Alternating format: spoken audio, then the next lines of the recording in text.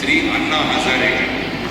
ఆయన నా గ్రామాన్ని గ్రేట్ విలేజ్గా చేయాలనుకొని ఆయన గ్రామాన్ని బ్రహ్మాండంగా మార్చారు. ఇంకొక గ్రామం నేను వెళ్ళింది హివరే బాజార్, మహారాష్ట్రలో. అక్కడ పోపట్రావు పవార్ అని చెప్పేసి ఆయన గ్రామాన్ని మార్చాడు. ఆయన ఏం చేశాడు, ముందు గ్రామంలో పడే ప్రతి వర్షపు చినుకు కూడా దాన్ని ఒడిసి పట్టుకున్నాడు. చిన్న చిన్న చెరువులు తయారు చేశారు, చిన్న చిన్న చెక్ డ్యాములు నిర్మించాడు. దానితో ఏమైందంటే ఆ ఊరంతా కూడా గ్రౌండ్ వాటర్ లెవెల్ పెరిగింది. కాబట్టి సులభంగా బోర్వెల్స్ రావడం మొదలుపెట్టాయి. కాబట్టి ఇంతకుముందు 600 ఎకరాలు మాత్రమే అక్కడ వ్యవసాయం చేస్తుంటే ఇప్పుడు సుమారుగా అక్కడ 2500 ఎకరాల్లో వ్యవసాయం చేస్తుంది. దానివల్ల ఆదాయం రావడం మొదలైంది. దాంతో వాళ్ళందరూ కూడా పశువులు కొనుక్కున్నారు, ఆవులు కొనుక్కున్నారు, గేదెలు కొనుక్కుని పాల వ్యాపారం మొదలుపెట్టారు. దాంట్లో ఆదాయం గట్ల పెరిగింది. అందరూ కలిసి గ్రామంలో ఒక స్కూల్ పెట్టుకున్నారు, ఒక మంచి లైబ్రరీ పెట్టుకున్నారు వాళ్ళందరూ కూడా. ఆ తర్వాత ఇప్పుడు ఆ గ్రామంలో సుమారుగా ఐ థింక్ 978 కుటుంబాలు ఉన్నాయి.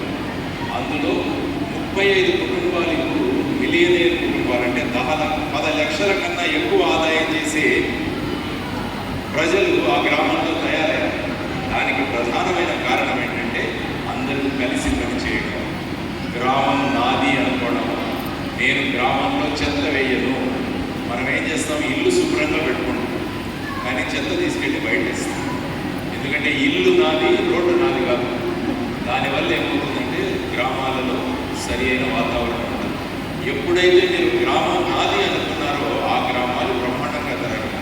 ఇక్కడ మీకు దగ్గరలో మీరు ములకనూరు ఎంతమంది చూశారో నాకు తెలియదు. ములకనూరు అనే గ్రామం కరీంనగర్ జిల్లా, వెళ్ళి ఒకసారి చూసినట్టు. విశ్వనాథ రెడ్డి అనే ఒక ఆయన ఆ గ్రామంలో ఉన్న వాళ్ళందరినీ తీసుకొచ్చి వాళ్ళందరినీ ఒక సొసైటీ ఏర్పాటు చేశారు, ఒక బ్యాంకు ఏర్పాటు చేశారు, రైస్ మిల్లు తయారు చేశారు అక్కడ. ఆ తర్వాత మహిళలందరినీ కలిపి ములకనూరు డైరీ స్థాపించారు. ఇప్పుడు చూడండి, బయటికి వెళ్తే మీకు ములకనూరు పాలు దొరుకుతాయి, ములకనూరు పెరుగు దొరుకుతుంది, ఇవన్నీ కూడా దొరుకుతాయి మీకు. అక్కడ ప్రతి ఇంటిలో కూడా ఒక్కొక్కరు ₹1,00,000 ఆదాయం చేసుకుంటున్నారు. దానికి ప్రధానమైన కారణం విశ్వనాథ రెడ్డి గారు, వాళ్ళ అబ్బాయి ప్రవీణ్ రెడ్డి గారు ఇప్పుడు చేస్తున్నారు. మన దగ్గర ఉన్నది మన తెలంగాణలో ఉన్న గ్రామం. ఇంకొక గ్రామం మీరు కావాలంటే గంగిదేవిపల్లి అని ఇంకో గ్రామం ఉంది, గంగిపల్లి, వరంగల్ దగ్గర. ఆ గ్రామంలో పూసం రాజమౌళి అనే ఆయన సర్పంచ్ అయ్యాడు. ఆ సర్పంచ్ అయిన తర్వాత ఆ గ్రామాన్ని ఎంత అభివృద్ధి చేశాడంటే ఆ గ్రామానికి 92 దేశాల నుంచి వచ్చి ఆ గ్రామాన్ని చూసి వెళ్ళాను. అది my village, my great village. ఇలా నేను చెప్పుకుంటూ చాలా మరియపాలెం అని ఇంకోటి ఉంది, మరియపురం, అది కూడా వరంగల్ దగ్గరికి. అక్కడ బాలరెడ్డి గారు అని చెప్పేసి ఆయన మన నోట్బుక్స్ ప్రింట్ చేస్తారు. లేపాక్షి బుక్స్ లాగా ఇక్కడ కూడా ఒక బుక్స్ ఉంది. అది ఆయన ప్రింట్ చేసి ఆయన ఇంట్రెస్ట్ తీసుకొని ఆ గ్రామాన్ని బ్రహ్మాండంగా చేశారు. సో ఇలా చెప్పుకుంటూ పోతుంటే చాలా గ్రామాలు వస్తాయి. ఇప్పుడు మీరు అనుకోవాల్సింది ఏంటంటే నా గ్రామాన్ని నేను అభివృద్ధి చేసుకోగలనా లేదా అన్నది మీరు అందరూ ఆలోచించారు. పొద్దున ఈ పిల్లలు చెప్పారు, 26th జనవరి రోజు రిపబ్లిక్ డే రోజు ఈ పిల్లలు స్కూల్కి వెళ్ళరంట. కరెక్ట్గా వీళ్ళు స్కూల్కి వెళ్ళరు, కానీ వీళ్ళు ఏ గ్రామం నుంచి వస్తారో ఆ గ్రామంలో ఫ్లాగ్ హాయిస్టింగ్ చేసి ఆ గ్రామంలో మన రిపబ్లిక్ డే గురించి ఏంటో అన్నది ఈ పిల్లలు చెప్తారు. చూడండి ఎంత చక్కగా ఉందో, కొత్త ఆలోచన. సో ఆ విధంగా ఎప్పుడైతే మనది అనుకుంటామో ఆ ప్రాంతాన్ని అభివృద్ధి చేసుకుంటాం. ఇప్పుడు ఈ హాల్ నాది అనుకున్నాను అనుకోండి, నేను వాటర్ బాటిల్ తీసుకెళ్ళి డస్ట్బిన్లో వేస్తాను. ఈ హాల్ నాది కాదు అనుకుంటే వాటర్ బాటిల్ ఇక్కడ పడేస్తాను. అదే డిఫరెన్స్. కాబట్టి ప్రతిదీ మనది అనుకున్నప్పుడు దాని జాగ్రత్త మనం తీసుకుంటాం. కాబట్టి మీ గ్రామాలన్నీ కూడా మంచి గ్రామాలు అవ్వాలి అంటే మీరందరూ కూడా గ్రామాభివృద్ధిలో భాగస్వామ్యం కండి. గ్రామానికి నేను ఏం చేయగలను అని ఆలోచించండి. సాధారణంగా మనమంతా ఏమనుకుంటామంటే గ్రామం మాకేం చేస్తుంది అని మనం అడుగుతాం. కానీ మీరు అడగాల్సింది గ్రామం మీకేం చేస్తుంది కాదు, మీరు గ్రామానికి ఏం చేస్తున్నారన్నది ఎప్పుడైతే మీరు ఆలోచిస్తారో అప్పుడు అన్ని గ్రామాలు కూడా ఉత్తమ గ్రామాలుగా మారుతాయి. కాబట్టి మనం చేయాల్సింది గ్రామాన్ని శుభ్రంగా ఉంచుకోవడం, గ్రామాల్లో ఎటువంటి రోగాలు రాకుండా చూసుకోవడం, గ్రామాలలో వాళ్ళ ఆర్థిక స్థితిని మెరుగు చేయడం, గ్రామాలలో విద్య పెంపొందించడం, గ్రామాలలో మంచి ఆరోగ్యాన్ని సృష్టించుకోవడం, ఇవన్నీ కనుక చేయగలిగితే ప్రతి గ్రామం కూడా ఒక ఆదర్శ గ్రామం అవుతుంది. నేను యాక్చువల్గా పిహెచ్డీ చేస్తాను. మీరు అనుకోవచ్చు మీరు ఇన్ని గ్రామాల గురించి ఎలా మాట్లాడుతున్నారు. నేను ఒక పిహెచ్డీ చేస్తున్నాను బాంబే యూనివర్సిటీలో. నా టైటిల్ ఏంటంటే ఆదర్శ గ్రామాలను స్టడీ చేసి భారతదేశంలో ఉన్న అన్ని గ్రామాలు ఆదర్శ గ్రామాలు అవ్వాలంటే ఏం చేయాలి అన్నది నా పిహెచ్డీ ప్రాజెక్ట్. అందుకనే నేను ఎన్ని గ్రామాల నుంచి వచ్చాను. కాబట్టి ఎప్పుడు సమయం దొరికితే అప్పుడు గ్రామాలకు వెళ్తాను, వెళ్ళి గ్రామస్తులతో మాట్లాడతాను. మీ గ్రామంలో ఉన్న కొత్త విషయాలు ఏమన్నా ఉంటే నాకు చెప్పండి అంటారు. వాళ్ళు నాకు చెబుతుంటారు. సో ఆ విధంగా మనం గ్రామాలను కనుక పరివర్తన చేయగలిగితే గ్రామాలు ఆదర్శ గ్రామాలుగా మారుతాయి. ఎందుకంటే భారతదేశం గ్రామాల్లో నివసిస్తుంది. భారతదేశంలో 6,12,000 గ్రామాలు ఉన్నాయి. ఈ 6,12,000 గ్రామాలని మనం ఆదర్శ గ్రామాలుగా మార్చగలిగితే భారతదేశం ఆదర్శ దేశంగా మారుతుంది. కాబట్టి నా కర్తవ్యం నేను ఏం చేయగలను అన్నది మీరందరూ కూడా ఆలోచించండి. మన గ్రామానికి నేనేం చేయగలను చెప్పండి. వీలైతే ఆదివారం రోజు ఒక చీపురు తీసుకుని మనం మన ఇంటి ముందు వీధినే మనమే క్లీన్ చేసుకుంటాం. ఏమవుతుందో చేయొచ్చు కదా. కానీ ఏమవుతుందంటే మనం అనుకుంటాం నేను చేస్తే ఏమనుకుంటారు. అలా అనుకోవద్దు. ఎప్పుడు కూడా ఏదైనా అభివృద్ధి ఒక తొలి అడుగుతోనే మొదలవుతుంది. ఆ తొలి అడుగు మీరు వేయండి.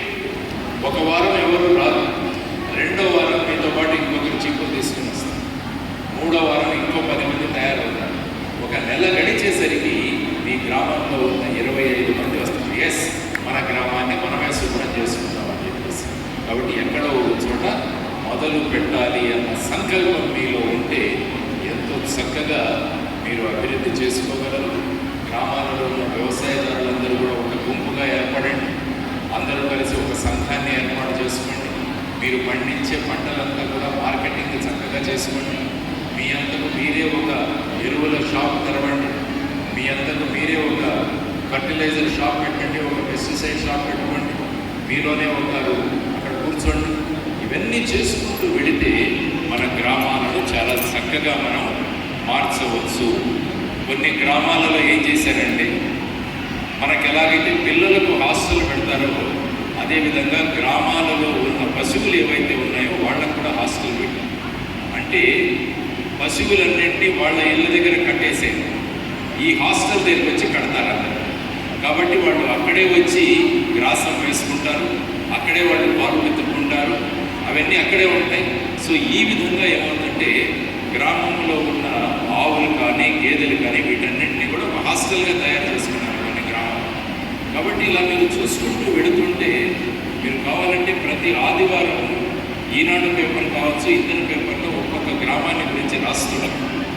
ఆ గ్రామం యొక్క గొప్పతనం ఏంటి అది ఒకసారి చదవండి. మీరందరూ ఒకసారి చదవండి. ఆ గ్రామం యొక్క గొప్పతనం ఏంటి. ఒక్కొక్క గ్రామం ఒక్కొక్క రకంగా బ్రహ్మాండంగా వాళ్ళు ముందుకు వెళ్తున్నారు. సో ఇవన్నీ చదివి కనుక మనం ఆచరించగలిగితే ప్రతి గ్రామాన్ని కూడా ఒక ఉత్తమ గ్రామంగా మార్చవచ్చు. మా ఊరు గొప్ప ఊరు అన్న కాన్సెప్ట్ ఏదైతే మీరు అనుకుంటున్నామో దాన్ని అమలు చేయవచ్చు. లేకుంటే అది పేపర్లోనే ఉండిపోతుంది. పేపర్లో ఉండడం వల్ల ఎవరికి లాభం ఉండదు. పేపర్లో ఉన్న విషయాలను మనము మార్చి చూపించగలగాలి. ఎవరో ఒకరు దానికి ముందుకు తీసుకువెళ్ళాలి అన్న సంకల్పన కనుక మీలో ఉంటే బ్రహ్మాండమైన అభివృద్ధి చేసుకోవచ్చు. తర్వాత గ్రామంలో చూడండి, ఎక్కడికి వెళ్ళినా కూడా లేస్ చిప్స్ కనపడతాయి, మినరల్ వాటర్ బాటిల్స్ కనపడతాయి.